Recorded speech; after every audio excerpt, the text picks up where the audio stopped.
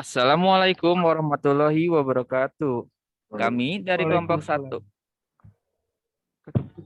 kami dari kelompok satu akan membahas FGD berupa pertanyaan-pertanyaan dari beberapa anggota lainnya.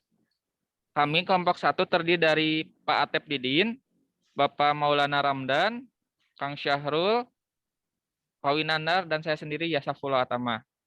Untuk selanjutnya, eh, nah, berikut adalah pertanyaan dari Saudara Mulyadi. Saudara beliau berkata, saya mau bertanya kepada teman-teman. Di presentasi kemarin, kan teman-teman membahas tentang macam-macam teori organisasi. Penjelasan juga sudah ada, perbandingan juga sudah. Nah, yang ingin saya tanyakan adalah ciri-ciri organisasi yang terperinci. Baik sekian pertanyaan dari saya. Mohon dan penjelasannya. Nah, untuk itu adalah untuk pertanyaan yang pertama. Dan pertanyaan yang kedua, di slide 20, kelompok Anda ada membahas tentang job redesign atau mendesain ulang pekerjaan yang mengacu pada perubahan kerja yang meningkatkan kualitas atau produktivitas kerja. Yang saya tanyakan adalah pengertian dari rotasi atau job rotation dan perlukah suatu organisasi atau perusahaan melakukan hal itu? Tolong dijelaskan ya, boleh dijawab oleh Kang Syahrul untuk pertanyaan pertama. Baik, terima kasih Kang Yasa. Saya akan menjawab untuk pertanyaan pertama. Jawaban untuk pertanyaan pertama mengenai ciri-ciri organisasi secara terperinci yaitu ada 10. Yang pertama itu adanya suatu kelompok orang yang dapat dikenal dan saling mengenal.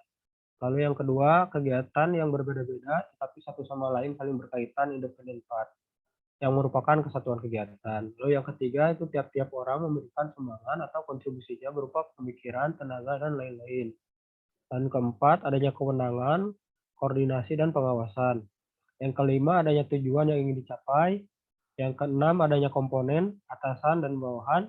Yang ketujuh, adanya kerjasama kooperatif yang berstruktur dari kelompok orang. Yang kedelapan, adanya sasaran.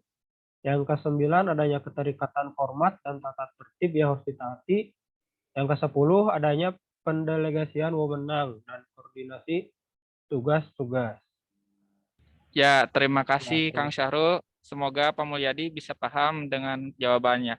Lalu dilanjutkan untuk pertanyaan kedua oleh Kang Syahrul, Kang Maulana, boleh dijawab? Ya, Kang, terima kasih. Untuk soal nomor 2, untuk menjawab pengertian untuk job rotation, yaitu salah satu faktor untuk meningkatkan produktivitas pada suatu organisasi, tetapi tetap diperlukan pelatihan dan pendidikan untuk mendukung jabatan atau posisi yang akan ditempati karyawan tersebut. Oleh Gomez, 2004.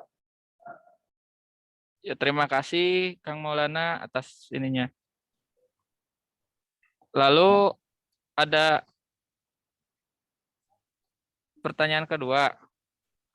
Menurut hemat kami sih perlu karena setiap ini untuk itu untuk apanya? ini untuk pertanyaan kedua tadi. Masih Perlukah pertanyaan suatu kedua, Kang. Pertanyaan kedua berarti Ya, sama Kang Maul. Perlukah Perlukah suatu suatu organisasi organisasi melakukan prioritasian job?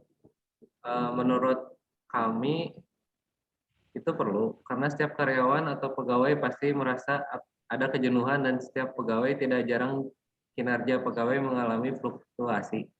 Kondisi seperti itu diduga ada hubungannya dengan terlalu lamanya seseorang dalam periode kerja di satu unit atau di satu pekerjaan.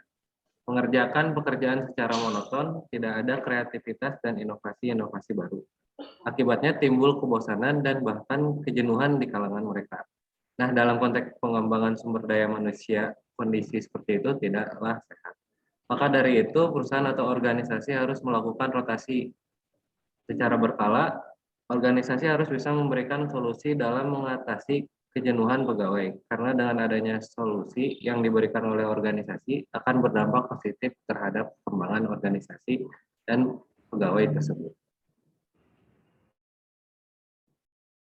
Sekian Baik, Kang. jawaban soal 2-nya. Ini ada pertanyaan dari Saudari Gina untuk pertanyaan ketiga ya. Di bagian asumsi model konseptual kerja disebutkan bahwa pekerjaan yang diemban oleh seorang pegawai harus sesuai dengan kapasitas yang dimiliki. Yang beliau tanyakan bagaimana tanggapan Anda semua atau apa yang harus Anda lakukan oleh seorang pegawai ketika ia berada di lingkungan organisasi yang tidak mempedulikan kapasitas seorang pegawainya. Boleh dijawab lagi oleh Kang Maulana? Ya, jawaban dari kelompok kami, asumsi model konseptual kinerja terdapat 5 aspek penting. Ketika ada salah satu aspek yang tidak berjalan dengan sebagaimana mestinya, seperti yang ditanyakan, apabila berada di lingkungan organisasi yang tidak memperdulikan kapasitas seorang pekerja, menurut saya pribadi, hal itu tidak akan terlalu berpengaruh atau berdampak bagi kinerja pekerja. Selama 4 aspek lainnya terpenuhi dan berjalan dengan seharusnya.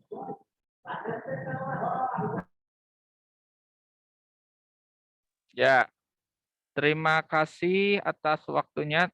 Semoga Saudara Gina dapat paham dan mengerti akan jawaban dari kami. Eh, mu- Jadi kesimpulannya itu untuk job rotasi itu penting bagi pegawai itu untuk mengurangi kejenuhan juga dan banyak dampak positifnya.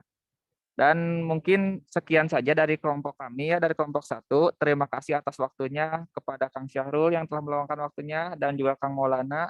Dan mohon maaf dua rekan kami belum bisa hadir. Sekian dari kelompok kami. Saya akhiri. Wassalamualaikum warahmatullahi wabarakatuh.